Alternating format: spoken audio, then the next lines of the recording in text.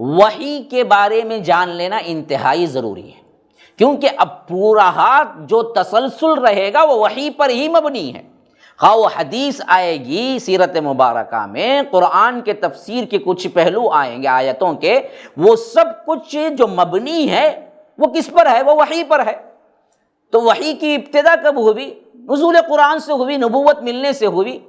کیسے ہوئی؟ امام ابن القیم رحمہ اللہ فرماتے ہیں کہ الرؤیا الصادقہ، کیسے ہوئی؟ سچے خوابوں سے ہوئی۔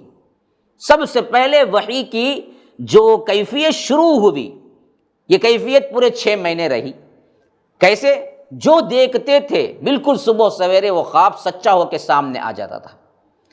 فَكَانَ لَا يَرَى رُؤْيًا إِلَّا جَاءَتْ مِثْلَ فَلَقِ الصُّبْحِ، جیسے ہی صبح ہوتی تھی جو دیکھا تھا وہ بالکل سامنے آ جاتا تھا۔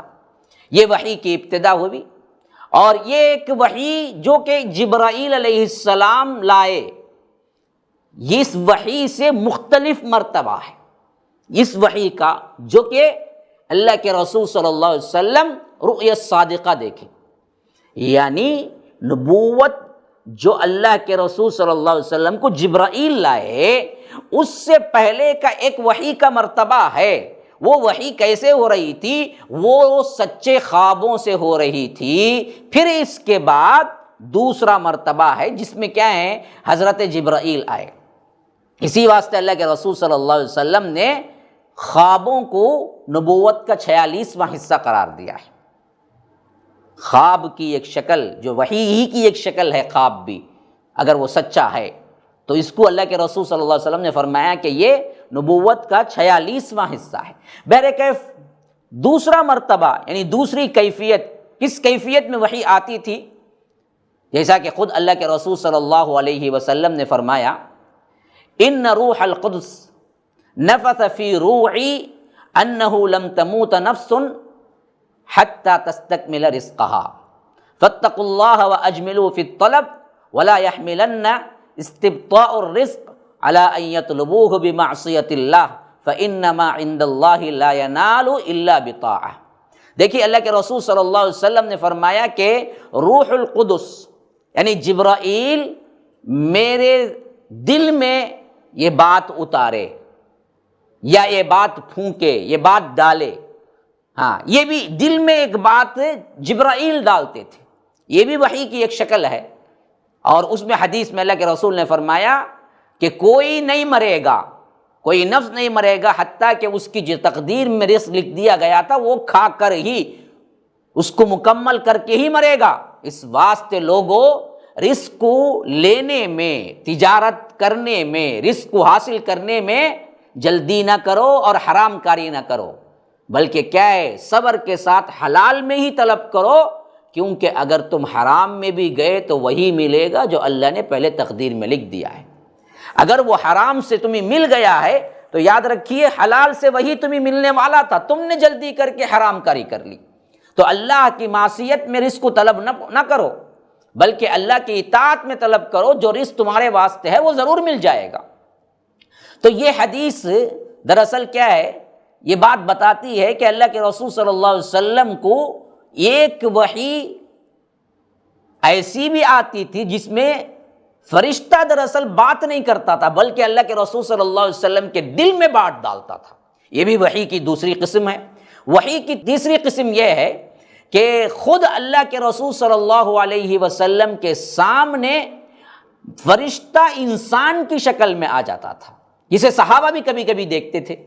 جیسا کہ کیا ہے؟ حدیث جبرائیل مشہور ہے بخاری مسلم کی روایت کے، کہ حضرت جبرائیل ایک انسان کی شکل میں آئے اور صحابہ نے بھی دیکھا۔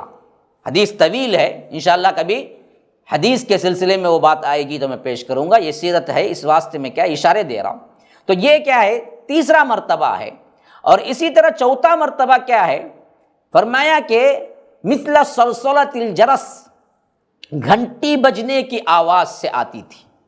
گھنٹی، جب گھنٹی بجتی تھی اور اس آواز سے وہی اترتی تھی تو وہ جیسے ہی اللہ کے رسول صلی اللہ علیہ وسلم کے پاس آتی تھی تو وہاں پر اللہ کے رسول کو الفاظ بن جاتے تھے، لیکن اس کی آواز گویا کہ گھنٹی بجنے کی آواز تھی۔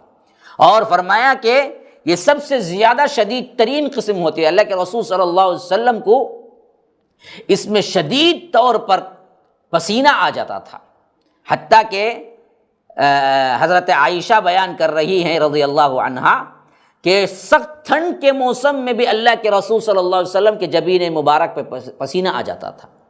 اور ایک مرتبہ اللہ کے رسول صلی اللہ علیہ وسلم اونٹ پر سوار جا رہے تھے، یہاں تک کہ ایسی وحی شروع ہوئی تو اونٹ وہ وزن سہ نہ سکا۔ روایتوں میں آتا ہے کہ چلتے چلتے اونٹ چل نہ سکا اور بوجھل ہو کے اونٹ بیٹھ گیا۔ اس کے ہاتھ سے بھی وحی کی یہ کیفیت سنبھالی نہیں گئی۔ اور اسی طرح ایک مرتبہ حضرت زید بن ثابت کے اوپر اللہ کے رسول صلی اللہ علیہ وسلم کا پیر تھا، اور اس وقت اس کیفیت کی وحی آ گئی تو حضرت زید بن ثابت کہتے ہیں کہ حتیٰ کہ مجھے معلوم ہونے لگا کہ میری پیر کی ہڈی ٹوٹ جائے گی، اتنا وزن تھا اور اتنا بوجھل پن تھا، اور ایسی کیفیت تھی کہ مجھے لگ رہا خالی اللہ کے رسول صلی اللہ علیہ وسلم کا صرف کیا تھا، پیر تھا، لیکن اس کی کیفیت حضرت زید بن ثابت کہتے ہیں کہ ایسا لگ رہا تھا مجھے گویا کہ میرے پیر کی ہڈی ٹوٹ جائے گی۔ یہ بخاری کی روایت کے اندر آیا ہے۔ تو یہ بھی ایک شکل تھی۔ پانچویں شکل یہ تھی کہ وحی کا فرشتہ یعنی جبرائیل جب آتے تھے وہی شکل میں آتے تھے جس شکل میں اللہ نے ان کو بنایا ہے، اصلی شکل میں، پھر وحی اللہ کے رسول صلی اللہ علیہ وسلم پر کرتے تھے، وحی اترتی تھی۔ تو یاد رکھیے یہ شکل بھی اللہ کے رسول صلی اللہ علیہ وسلم کو ہوئی ہے، جس میں اللہ کے رسول صلی اللہ علیہ وسلم نے باقاعدہ طور پر حضرت جبرائیل کو دیکھا ہے۔ اور اس سلسلے میں 2 مرتبہ تو احادیث سے بھی ثابت ہے، قرآن میں 1 مرتبہ کا ذکر آیا ہے کہ جس میں اللہ کے رسول صلی اللہ علیہ وسلم نے حضرت جبرائیل کو باقاعدہ طور پر ان کے اصلی حالت میں دیکھا، اور اللہ تبارک و تعالی نے جو وحی بھیجی تھی وہ وحی انہوں نے کی، اور یہی حالت شروع کے ایام میں اللہ کے رسول صلی اللہ علیہ وسلم کے ساتھ پیش آیا۔ 6ٹھی قسم وہ ہے جس میں اللہ تبارک و تعالی نے لیلۃ الاسراء معراج کی رات کی تھی، جس میں اللہ تبارک و تعالی نے نماز فرض کیا تھا۔ یہ خاص اللہ تبارک و تعالی کی آواز کو ڈائریکٹ سننے کی، اللہ تبارک و تعالی کی آواز کو ڈائریکٹ سننے کا، اور اسی طرح اللہ تبارک و تعالی نے اس وقت جس کیفیت سے وحی کی وہ اللہ اور اللہ کے رسول ہی بہتر۔ فَأَوْحَى إِلَىٰ عَبْدِهِ مَا أَوْحَىٰ، وہ وحی کی جو قسم تھی آسمانوں پہ تھے اللہ کے رسول صلی اللہ علیہ وسلم، اس وقت کیا ہے اللہ تبارک و تعالی نے بات کی، اور اس کی جو قسم تھی وہ بالکل ہی الگ تھی، وہ اللہ ہی اور اللہ کے رسول صلی اللہ علیہ وسلم ہی جانتے ہیں۔ پھر 7ویں قسم وہ ہے جو اللہ تبارک و تعالی نے حضرت موسیٰ جیسے کلام ڈائریکٹ کیا تھا، ویسے ہی کلام اللہ تبارک و تعالی نے اللہ کے رسول صلی اللہ علیہ وسلم سے بھی کیا۔ یہ بھی وحی کی ایک قسم ہے جو 7ویں ہے۔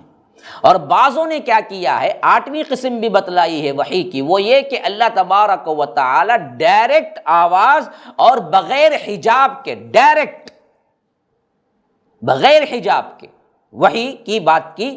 لیکن یہ دراصل کیا ہے، خلاف ہے، اس معاملے میں اختلاف ہے، اور صحیح ترین روایتوں اور اصحاب رسول اللہ صلی اللہ علیہ وسلم کے باتوں سے اور ان کے احوال سے معلوم ہوتا ہے کہ یہ کیفیت نہیں تھی۔